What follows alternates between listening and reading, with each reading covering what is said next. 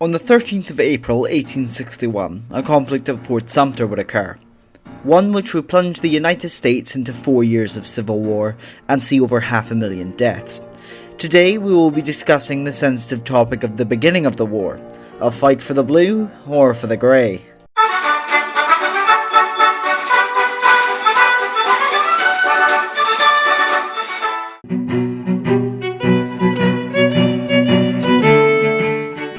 In the winter secession crisis of 1860 to 1861, the southern states of South Carolina, Mississippi, etc.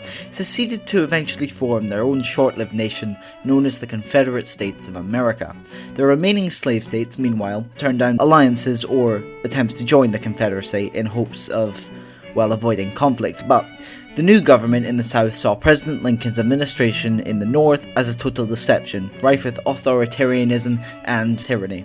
And the way they got about this was by seceding to form their own government that they thought would be more similar to what the Founding Fathers intended. Now, violence by this point was clearly going to occur, given there had already been instances of mass violence in the Bleeding Kansas between 1854 and 1859, and there were already people openly for abolishing slavery. This was made a lot more divided by the results of the John Brown's unsuccessful raid on Harper's Ferry. So, Major Robert Anderson was a protege of Winfield Scott, a hero of the Mexican-American War and commander-in-chief of the Charleston garrison.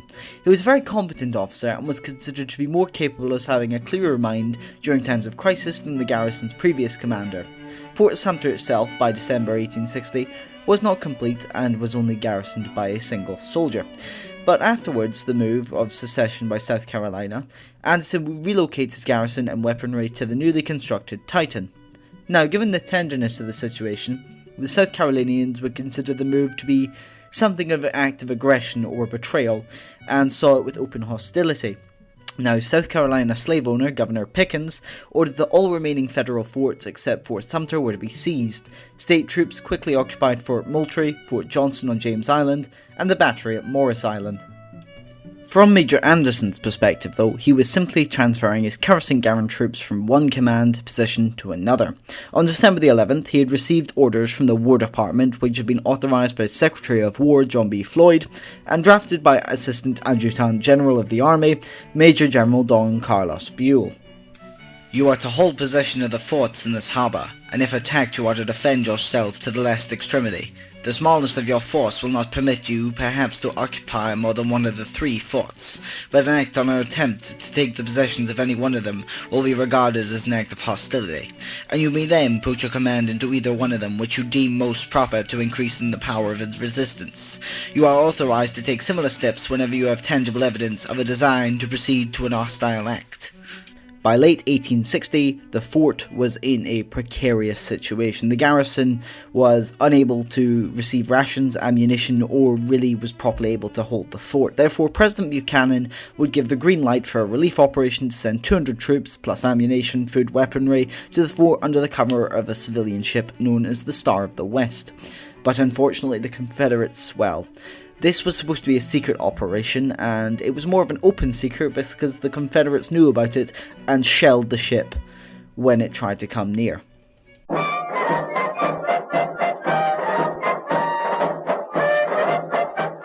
In March of 1861, P.J.T. Beauregard was given command of the army within Charleston, South Carolina, and with that was promoted to the first general, or one of the first generals within the army of the Confederate States. Thus, with this new promotion, he would demand an immediate surrender and withdrawal of troops from Fort Sumter.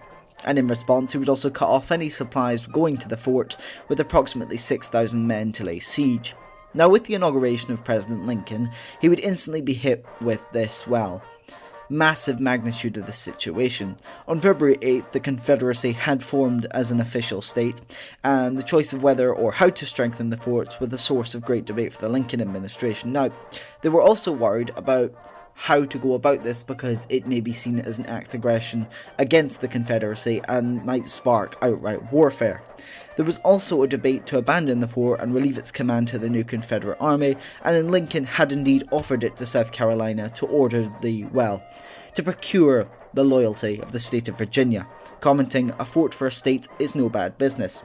Moreover, another plan to send a relief force was planned, with Lincoln sending a message to Governor Pickens stating that it would be a solely ration or supply run and that no men would be sent to threaten the Confederacy, which Lincoln himself or his administration did not recognise as a legitimate nation. Now, Jefferson Davis, the President of the Confederacy, would meet with his secretaries to discuss the eventual seizure of the fort by means of force. Only one of his secretaries, Secretary of State Robert Toombs, would disagree, because he regarded that it would not lead to any good outcome, and only violence would really occur, as if they were shaking a hornet's nest and expecting nothing to happen.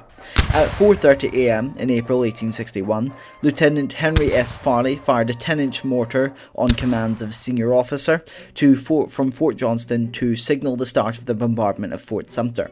The Confederates fired heated shots which set wooden buildings on fire, and the Union gunners stopped firing after that for the night. Next day, the full bombardment resumed and the Confederates continued firing hot shot, and at noon most of the wooden buildings in the fort and the main gate were lit on fire. Union soldiers frantically tried to move all explosive material such as gunpowder out of the way of the blaze. Now, Colonel Louis Wigfall and Major Anderson agreed to a truce on April 30th, 1861. Ending the Union's 34-hour defense of Fort Sumter, and privates Daniel Howe and Edward Galloway were killed during the 100-gun salute to the US flag.